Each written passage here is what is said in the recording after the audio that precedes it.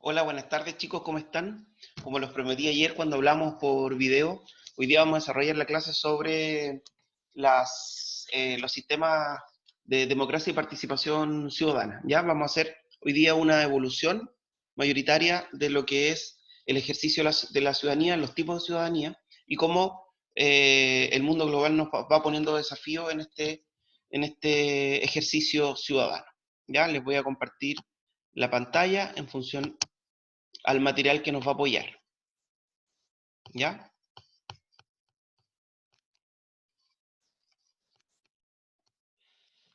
Bien. Ahí tenemos en el fondo una de las principales actividades que es el elemento deliberativo. Ya, esta función de levantar la mano para poder participar. Pero también esa imagen implica varias cosas. El levantar la mano no solamente implica el concepto de la participación, sino que también el respeto a la opinión del otro. Porque para poder tener noción de, de las obligaciones que tienen los ciudadanos, primero tenemos que tener el contexto político en el cual nos vamos a sustentar. Y ese contexto político es la democracia, ¿ya? Que en algunas ocasiones ya la hemos ido trabajando, esta democracia poliárquica, ¿ya? Esta democracia que está sustentada por ser representativa, ¿ya? Por, contar, por ser universal, ¿ya? Y principalmente por ser el sustento de la soberanía popular. Vamos al objetivo del aprendizaje, identificar los fundamentos, atributos y dimensiones de la democracia y la ciudadanía, considerando las libertades fundamentales de las personas como un principio de estas y reconociendo su implicancia en los deberes del Estado y en los derechos y la responsabilidad ciudadana.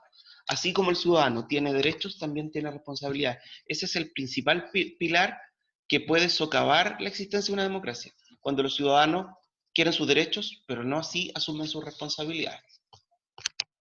A ver, la evolución de la ciudadanía, el concepto de ciudadanía viene del mundo clásico, ¿ya? Y está muy ligado al mundo de la polis y de la política, obviamente tal, en la Atenas clásica, que es donde se inaugura en el siglo V la denominada democracia como sistema político.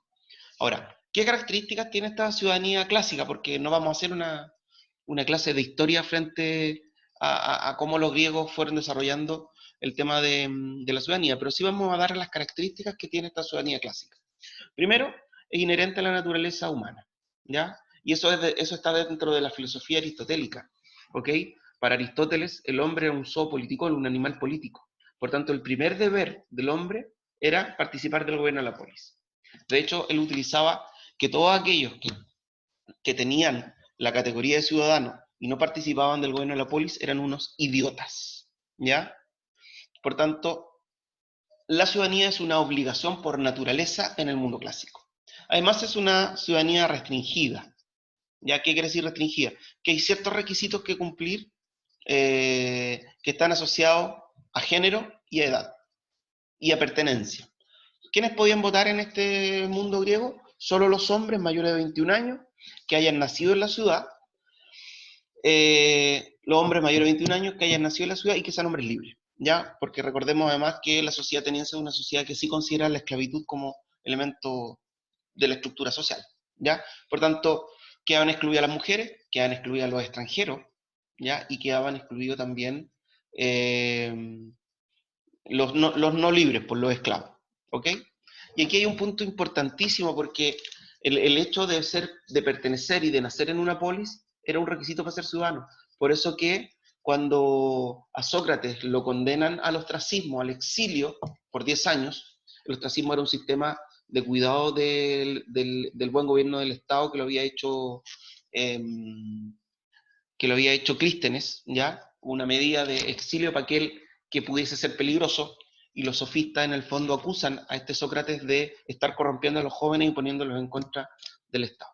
Y se le hace un juicio y todo lo demás y se le condena a este ostracismo y él se niega, ¿ya? Él se niega al ostracismo y prefiere la cicuta, el veneno, ¿ok? Ahora, ¿por qué? Porque en el fondo el ostracismo significaba ser extranjero y extranjero significaba perder los derechos de ciudadanía y obviamente que era negar la naturaleza humana, ¿ya? Además, esta ciudadanía clásica implica privilegios sociales y económicos, tenencia en la tierra, poder participar de los cultos a los dioses, poder habitar cierto territorio dentro de la poli, poder ir al ágora, a la plaza pública, cosas que otros ciudadanos no podían.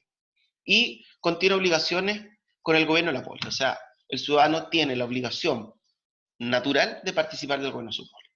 Ahora, esta ciudadanía en Grecia se expande desde Atenas a gran parte de Grecia, exceptuando en Esparta, que nunca llega a un régimen democrático. Continúa una herencia clásica con el Imperio Romano, se congela durante la Edad Media y comienza a resurgir recién a finales del siglo XVIII con la filosofía de la Ilustración, ¿ya? Y de ahí en adelante vamos a hablar nosotros de una ciudadanía moderna, que es como la segunda etapa. La tercera es la que vamos a ver más detenidamente, que es la ciudadanía global, la actual. Y esta ciudadanía moderna, primero, es un derecho de los hombres, ¿ya? No es inherente a la naturaleza humana, es un derecho de los hombres, ¿ya? Es un derecho que tienen los hombres de participar porque se sustenta en un principio fundamental de cómo se origina el poder, que es la soberanía popular, ¿ya? Por tanto, los que gobiernan, gobiernan porque los hombres han pactado, y ahí está el contrato social de Rousseau, han pactado una organización para que proteja las libertades de cada uno en su vida en sociedad. ¿Ya? Ese es el contrato, que supuestamente permite a los hombres pasar del estado de naturaleza, a la guerra de todos contra todos, a un sistema ordenado. Por eso que ese derecho de los hombres implica pérdida también de ciertas libertades, porque tiene que transar por una voluntad colectiva, por el bien común, por la felicidad comunitaria. Esta ciudadanía moderna también, como lo dice el segundo punto, es censitaria, ¿ya? ¿Qué diferencia hay entre lo restringido? Que lo restringido está solamente ligado por un tema de edad y de género. En cambio, lo censitario le imprime requisitos que solo se pueden conocer a través de los censos, como por ejemplo, saber leer y escribir, o el grado de alfabetización, y también el tema de los criterios económicos como tener renta o propiedad, ¿ya? Acuérdense que esta ciudadanía moderna es la que se intenta imponer en la Constitución de 1833 en Chile. Solo pueden votar los hombres, mayores de 21 años si son solteros, mayores de 25 si son casados, perdón, al revés, de 21 si son casados, 25 si son solteros, pero que además sepan leer y escribir y que además tengan una renta o propiedad superior a 1.000 pesos. Esos criterios de alfabetización y de renta eran criterios que se podían identificar con los censos. Por eso que hablamos no de una ciudadanía restringida, sino que de una ciudadanía censitaria. Además, esta ciudadanía moderna, como tercer punto, tiene como fundamento la igualdad social, ¿ya? No los privilegios de uno sobre otro, sino que este tema de que todos somos iguales y que todos, y sobre todo el concepto de la igualdad ante la ley. Ese fue uno de los principios tanto de la Ilustración como del liberalismo en el siglo XIX y que después se va a potenciar aún más con la Declaración de los Derechos Humanos. Y se sustenta en el principio de soberanía popular, como yo les he explicado en función del primer punto. La última mirada de esta evolución de la ciudadanía, de manera bastante general, tiene que ver con la ciudadanía global. Y yo ocupé la definición de la UNICEF, ya que se las voy a leer. La UNICEF define al ciudadano global como alguien que entiende la interconectividad, respeta y valora la diversidad, tiene la habilidad de oponerse a la injusticia y actúa en formas personalmente significativas. La actual educación para la ciudadanía global busca entregar a los estudiantes el poder para entender y ejercer sus derechos humanos en forma que manifiestan su solidaridad con los seres humanos del mundo entero y tienen un impacto positivo durante el medio. O sea, lo que se dice hoy día es que no podemos estar enfocados en construir una imagen de un ciudadano local cuando el mundo ya interactúa de forma global. Ese ciudadano chileno que yo formo, que yo tengo en la vida política chilena interna, cuando se conecte por medios tecnológicos, cuando viaje, debe tener los valores democráticos y la responsabilidad ciudadana siempre. Yo recuerdo, chiquillo, hace un tiempo, en uno de los viajes a Brasil, que uno generalmente está acostumbrado a que se come un dulce, va a abrir una cajetilla de cigarro y tira el papel al suelo porque no tenemos esa cultura cívica nosotros, ¿ya? Y recuerdo que una persona en Brasil me dijo, señor, a usted se le cayó un papel. Y era un dulce que yo había tirado, y obviamente que con mucha vergüenza me tuve que volver a recogerlo. ¿Ya? A eso apunta este ciudadano global, este ciudadano. Hoy día no nos podemos preocupar solamente que el estadounidense sea un buen ciudadano, sino que todos tenemos que ser buenos ciudadanos porque todos somos habitantes de una aldea global. Ahora, me voy a devolver un poquito porque aquí hay como varios ejes chiquillos importantes. En este ciudadano global, en esta nueva imagen de ciudadanía global, más contemporánea aún, conjuntamente, aquí hay varias cosas. Primero, la interconectividad. De hecho, de ahí lo vamos a hablar. Necesitamos un ciudadano digital que se maneje en la información. Segundo, respetuoso de los valores de la democracia. Tercero, respetuoso de los derechos humanos. Ahí hay tres pilares fundamentales de la nueva realidad ciudadana que debemos tener en un contexto de democracia. Aquí yo les puse esta imagen nomás para que no fuera tan fome todo con escritura, ¿ya? Pero tiene que ver con este llamado que se hacen a los jóvenes para ser parte de esta ciudadanía global. ¿Cuáles son los pilares de la ciudadanía global?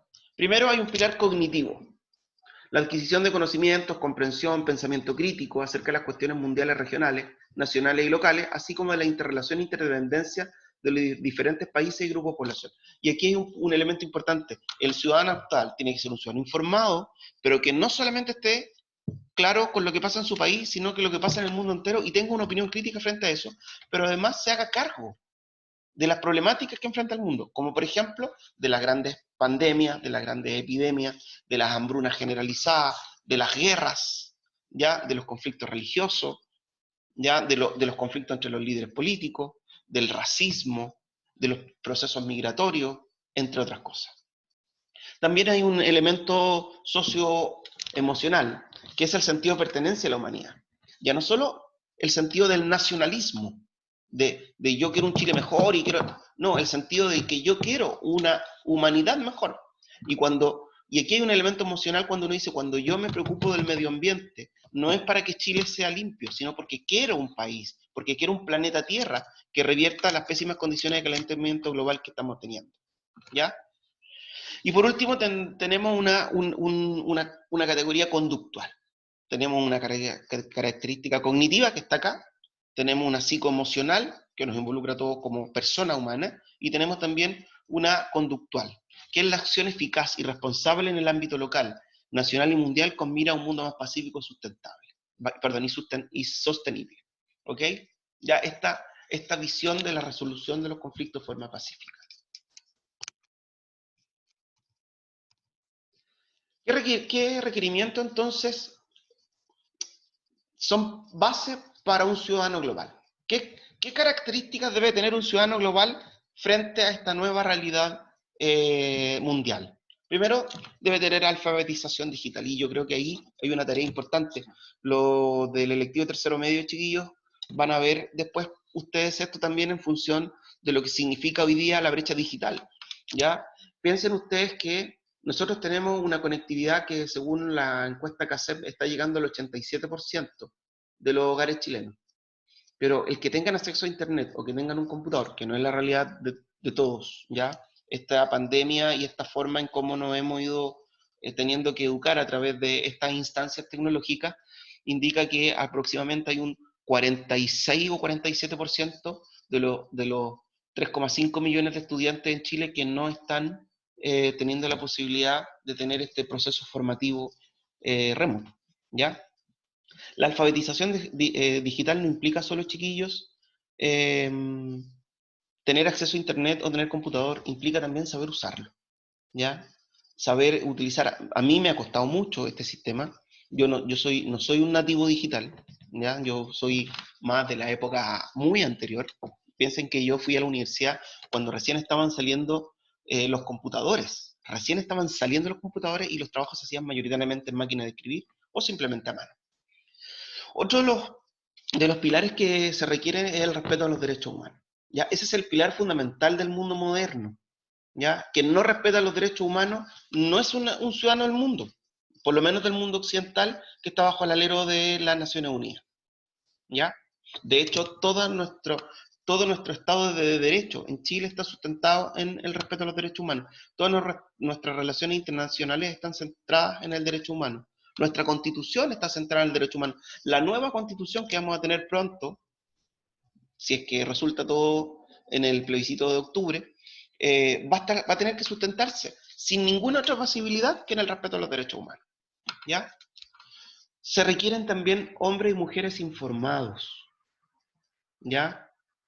Pero que se informen, que busquen tener la información desde distintas fuentes, no solamente desde los canales oficiales.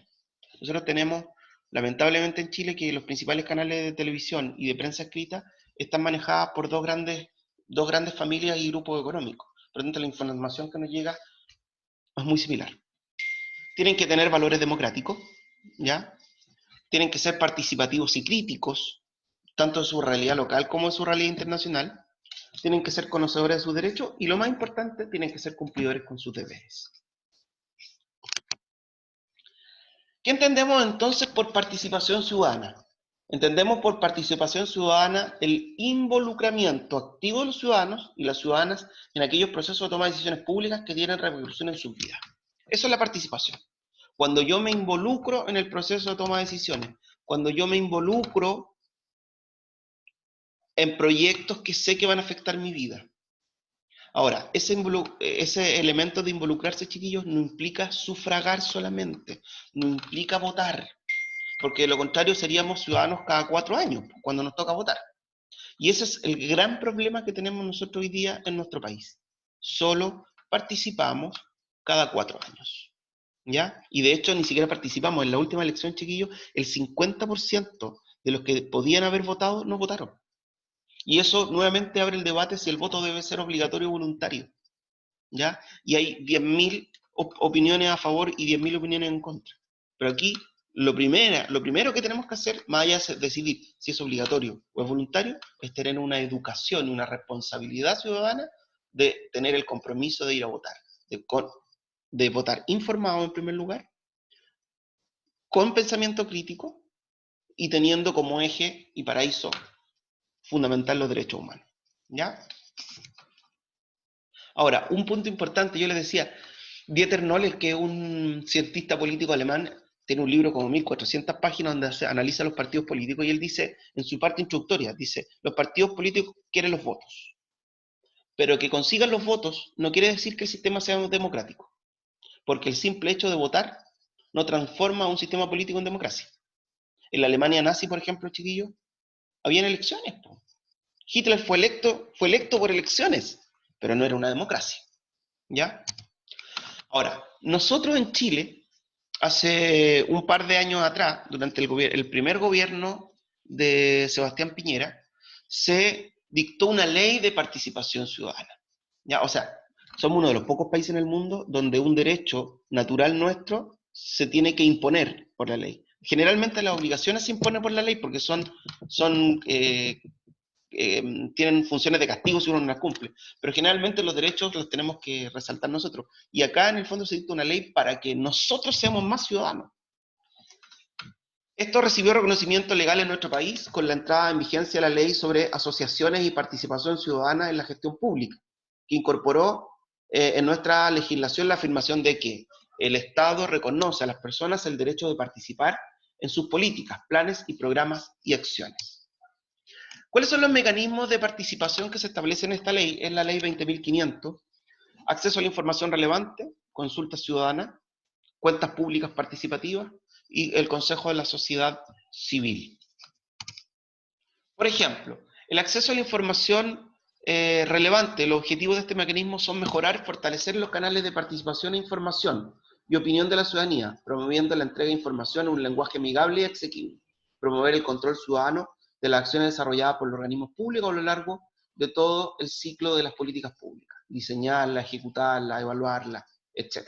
¿Ya? Entonces, lo primero es que la gente pueda acceder a la información y que eso está asociado también al concepto de gobierno transparente. Por eso que todos los concursos públicos, toda la información de los patrimonios de las autoridades, todas las leyes que se están discutiendo tienen que estar en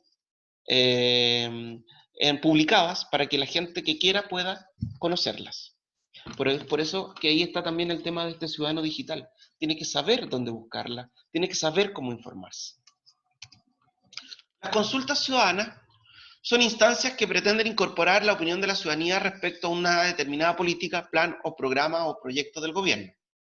Por ejemplo, todas estas asambleas constituyentes, todas estas asambleas de consulta comunal sobre los criterios de la nueva constitución, ya que se hicieron durante el gobierno Bachelet y de que después se hicieron en algunos meses durante el segundo gobierno de Piñera.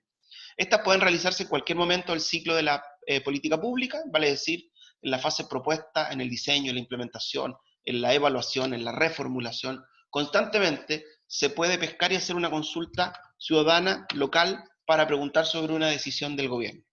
¿Ok? Ahora, lo importante, y ahí apunta la ley, es que estas instancias participativas sean organizadas en el ámbito local, o sea, desde la municipalidad hacia abajo. Para los de cuarto medio, esto se asemeja mucho al concepto de promoción popular que trató de plasmar Frei Montalva en su gobierno de la década del 60, donde él decía, la única forma que nosotros, los que gobernamos, sepamos lo que necesita la gente, que la gente nos diga, ¿ya? Pero para que nos diga tiene que reunirse a conversar. Por eso que hay que promover, promoción social, hay que promover las juntas de vecinos. De hecho, las juntas de vecinos con él adquieren personalidad jurídica. Las juntas de vecinos, los clubes deportivos, los centros de madres, los centros estudiantiles y obviamente que también los partidos políticos. ¿A qué se refiere con las cuentas públicas participativas? ¿Ya? En los distintos niveles administrativos, nacional, regional, comunal, las autoridades ejecutivas rinden cuenta anual de su gestión económica a la ciudadanía. Y la idea es que estas cuentas, que cuando, por ejemplo, cuando el intendente rinde la cuenta anual, el intendente regional, no es que los que viven en la quinta región vayan donde el intendente a escuchar la cuenta, no, pero los representantes de las organizaciones sociales que nos articulan a nosotros sí. El presidente de mi club deportivo, el glorioso Albión de Quilpué, el presidente del Centro General de Padres del Colegio San Pedro de Nolasco, el presidente del sindicato del Colegio San Pedro de Nolasco, o sea, que todos los que representan a un grupo de personas puedan asistir a escuchar y a fiscalizar esa rendición de cuentas que está entregando la autoridad pública, porque lo que él está rindiendo son dineros fiscales, son dineros de todos nosotros. Y aquí está también el tema de la ley de transparencia, que además obliga a todo funcionario del Estado en categorías superiores de la administración a declarar su patrimonio de activos y pasivos antes de asumir el cargo. Ahí les dejo una tarea para la clase del chat. Pregúntenme qué significa patrimonio activo y pasivo, ¿ya? O si alguien lo investiga, mejor. Toda esta información además es de consulta pública. Y por último están los consejos de sociedad civil incorporados dentro de esta ley. Los consejos de la sociedad civil son de carácter consultivo. Consultivo, te consulta, pero no quiere decir que sea vinculante. ¿Qué significa? Que porque a mí me consulten no es que yo sea parte de la generación o gestión del proyecto. ¿Ya? Son autónomos y están conformados por representantes de la sociedad civil, cuya labor está relacionada con los temas de la competencia del órgano de la administración pública. Además, es necesario que para su composición se tenga presente los criterios de diversidad, pluralismo y representatividad. Chiquillos, y aquí hay un punto importante. Se lleva discutiendo hace mucho tiempo si cada vez que nosotros hagamos una lectura, conformemos a algún grupo organizativo de poder, se deben considerar los elementos de pluralismo, diversidad y representatividad. Acuérdense que ese es un tema que está en un proyecto de ley en el Congreso. ¿Ya? Por tanto, no es menor que ya se considere en esta primera etapa de la ley ciudadana. Bien, chicos, esto ha sido como un elemento introductorio para que ustedes en el fondo empiecen a pensar en esta lógica de la ciudadanía en relación a la democracia. Con esta clase pueden realizar las actividades, la cual se suma también al video introductorio, y nos estamos viendo pronto en el chat. Fue rico verlos. Chao, que estén bien.